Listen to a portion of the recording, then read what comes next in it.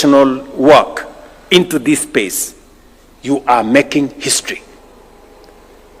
You are contributing to the transformation of our country. And somebody said here, so much gets done if people are not bothered about who takes the credit. But it also means it depends on who takes the blame. In this particular case, you know who takes the blame, and I think that is precisely why Hinga was saying that in this space we need to speak as Kenyans. We must reject this negativity.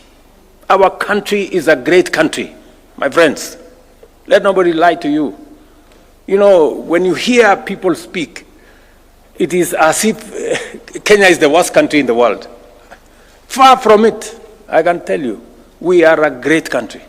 Not many countries can achieve what we have achieved.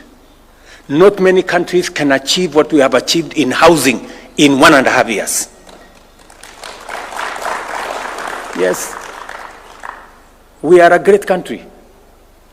And we must reject those who want to tell us otherwise. That, oh, you know, Kenya is a failed state. Which failed state? Where? Do you know what a failed state looks like? So, let me tell you that my commitment to the transformation of this country is not reversible. Nothing is going to stop me from driving the transformation that is going to change Kenya and take us where we have always wanted to go. From stabilizing the economy, and I want to assure you that we are working meticulously to make sure that our economy is sound.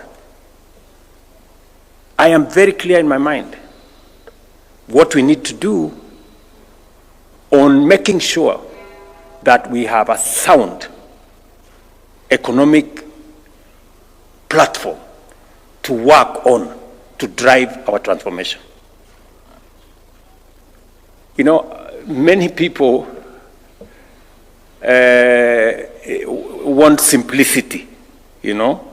They do not, they even don't believe in numbers. But friends, numbers are very stubborn. Truth is very stubborn. You can say all the lies you want, but the truth will not change. Our inflation was at 9.6 in 2022. Today is 3.8. Fact. Our dollar had gone to 165. Today it is 130 and coming down. Fact. Our foreign exchange reserves was $7 billion in 2022. Today it is $10.8 billion. Fact. You can say whatever you want to say, but facts are stubborn. The IMF a month ago said Kenya's economy is now the 6th largest economy in the world, not in Africa, sorry, the 6th largest economy in Africa. It is a fact. It's not a rumor. It's not propaganda. It is a fact. So, and I am committed to making sure that we have a solid. I have had to make very difficult decisions to get us here. And I have no regret whatsoever that today I can confidently tell the country that our economy is on sound footing and we are going to improve on it. We've not yet reached where I would want us and our economy to be. We're making the right steps. We are making interventions. We are making decisions on how to align our economy so that we can be able to predictably see what the future looks like. I am very clear in my mind on what we need to do with our agriculture to make sure that we create a food security system, deal with inflation, deal with the cost of living, make sure that the cost of food does not cause a crisis. 60 years after independence, we must be sure about food security in Kenya. And we must make the right decisions. And I'm very proud that we have, for example, reduced the cost of importation of sugar by 80%. We have reduced the cost of importing maize by 80%. We will shortly be a sugar exporting country because we are making the right policy decisions. We have increased our production of milk. We have increased our production of tea. We have increased our production of coffee, and we are driving productivity in the agricultural space so that we have food security and so that we can export more and create more foreign exchange. These are things that keep me awake because it is one assignment that I have undertaken that I must do for this country. It is not always that you get an opportunity to be president. Yes, it comes once in a lifetime. So when you get that opportunity, don't waste it, right? Because I hear so many people saying, you have taken on too many assignments. You know, you should do some of these now, you should wait, you remain popular so that you can implement some of them some other time. Let me tell you, good people, the transformation of Kenya has delayed for far too long. We cannot wait for a day more, or a week more, or a month more. Let's do it now and transform our country. Let the others, we can pick up the others as we go. Are we together? So I am very clear in my mind, and that brings me to housing. I know we're discussing here about, and that is the essence of us having this meeting this morning. The housing program, not just affordable housing, because we have an array, we have a whole stock of social housing. We have a whole stock of affordable housing. We have also market housing that responds to everybody out there. This whole housing program, yes, is about housing, is about dignity, is about making sure that we eliminate slums, is about making sure that citizens live in decent neighborhoods with water, with electricity, with proper sewage system, making sure that there are all the other social amenities with schools, with hospitals, recreational grounds, and everything in between. That's it. But it is also about creating job opportunities and inspiring our manufacturing sector. And I am clear in my mind that these are priorities that we must achieve. But for us to be able to achieve these priorities, we must be deliberate. We must be intentional. It will not just happen. We must be focused on how do we create jobs. Because one of the assignments that I have, and I hear many people remind me every day, is that when I went to the campaign trail, I promised the people of Kenya that we have a plan on how to create jobs. And yes, we do. And we are very well on course on making sure that we create jobs. I can say confidently, we have never had a clear plan as a nation on how to create jobs as we do today. And that's why I'm bringing you here as professionals. What do I want us to achieve? I want us to achieve the following. Number one, we have your farms. We have 200 companies here. My instructions to the ministry is that because of the scale of the exercise we have in housing, we need to scale up the number of companies that are participating in this environment. Because when we started, we had to start with a few, 39 consortia. We now need to take that to between 60 and 70. So we will be bringing on board more companies, more professional companies, engineering firms, architects, we will be bringing design companies, and all the other real estate professionals, and we'll be bringing them on board. And Madam Waziri here and the ministry will now embark on the exercise of bringing on board more, because we've had many people who are saying, we want to participate. We now understand what is going on in this space. We want to be part of the delivery of our housing program, because people are beginning to see what the noise prevent them from seeing before. So that is number one. And I want to ask the chairman who are here, both from the Institution of Architects and Engineers, is it Architects and Quantity Surveyors? Yes, together with the other professional bodies, to work with us so that we can bring on board more firms, because the scale of work that we have today has overstretched many of the companies that are working with us. That's number one. Number two, we want to bring on board another 4,000 professionals into this space.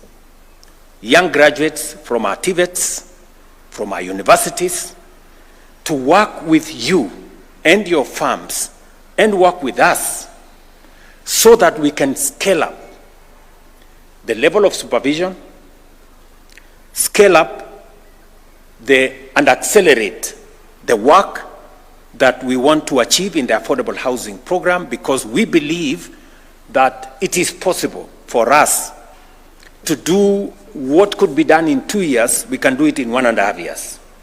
And what could be done in 1.5 years, we can reduce it to 1 year, so that we can accelerate the delivery of the affordable housing program, of our markets, of our hostel program, and all the other programs that are in this space. That's number two.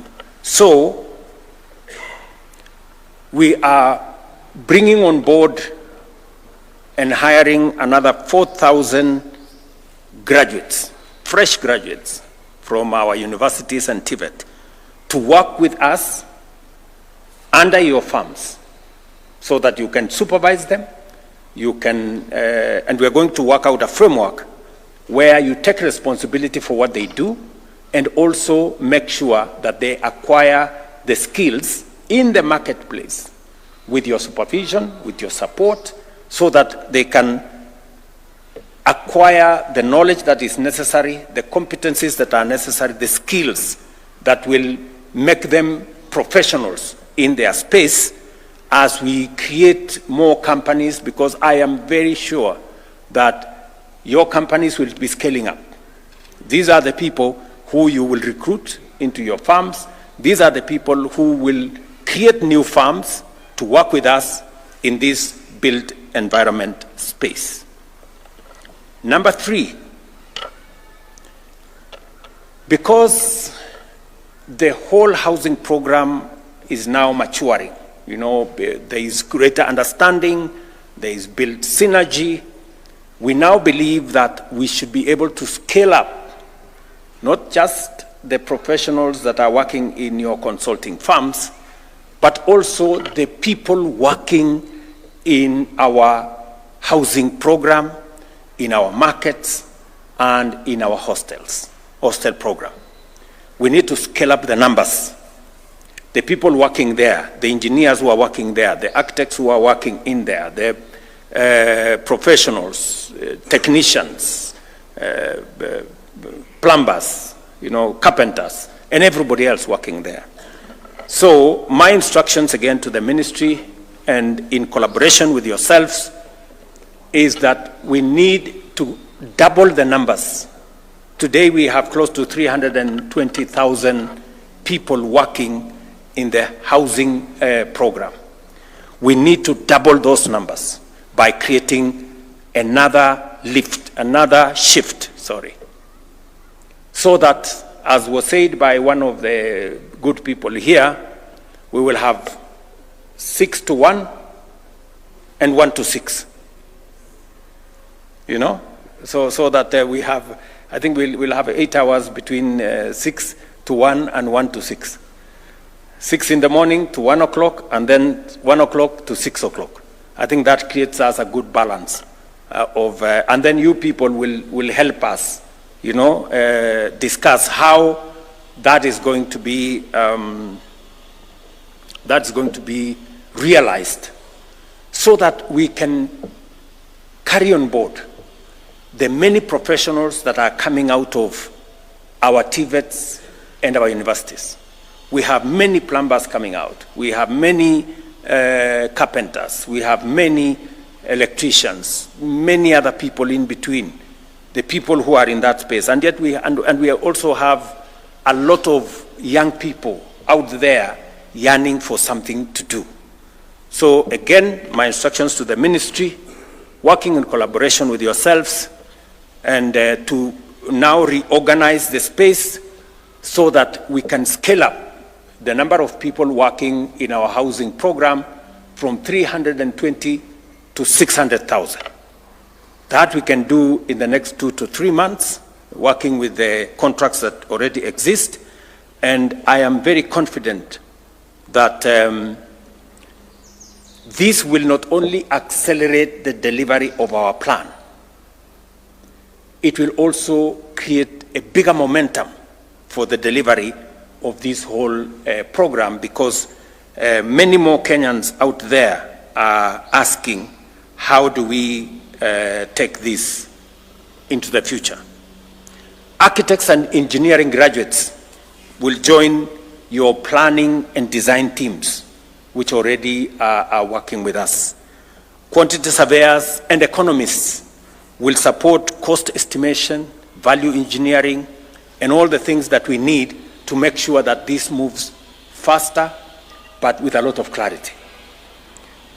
We'll also be looking at lawyers and planning interns who will assist with land regularization. You have heard what Nixon has said here, and the whole documentation space, as Alice said, the more sectional titles we need, because every unit is now going to have a separate title document. So that whole space requires more hands, more people with knowledge and expertise, and we can grow a bigger pool of professionals to run with you and to work with you in that space. We also want to do, apart from that whole space of making sure that we double the number of people working in the housing space. A fifth thing we need to do under this program is to professionalize what we are calling the Jua Kali. I agree with you that those people in that space called Jua Kali are no longer Jua Kali. I was explaining the other day that right here in Soweto, is it? We gave them a contract of 720 million shillings. Which Jua Kali has a contract of 720 million? How many serious companies, corporates, get a contract of 700 million? Not many, So to call them Jua Kali is actually a misnomer, and it is not right. So what we want to do is to bring on board technical staff to now work with the Jua Kali sector to formalize what has for a very long time been informal. We will hire professionals to work with the Jua Kali people so that we can now scale them up to become serious entities, even though they could be micro or small enterprises. But we want them in that space where they do professional work. We've had a long discussion with them, and if you listen to some of them, the quality of what they are making is improving. Because today, they are not doing one window, they are doing 1,000. So because they are doing 1,000, they have improved, and we have insisted. You know, if you listen to them speak, now they are saying, we told them, and we told the contractors that we are not going to import things that we can manufacture in Kenya. But the fact that it is local doesn't mean low quality. It cannot be, you know. So yes, we are going to have it local, but it has to be as of the quality as the one that we would have imported. That is the discussion we have with them. And for us to make sure that the people who are local manufacturers produce quality that is not substandard, high quality products, we want to support them with professionals to work with the Jua Kali people so that we improve on the quality of what they are producing, whether it is windows, whether it is doors, whether it is hinges, and everything else that we have around that built environment, which we have said will not be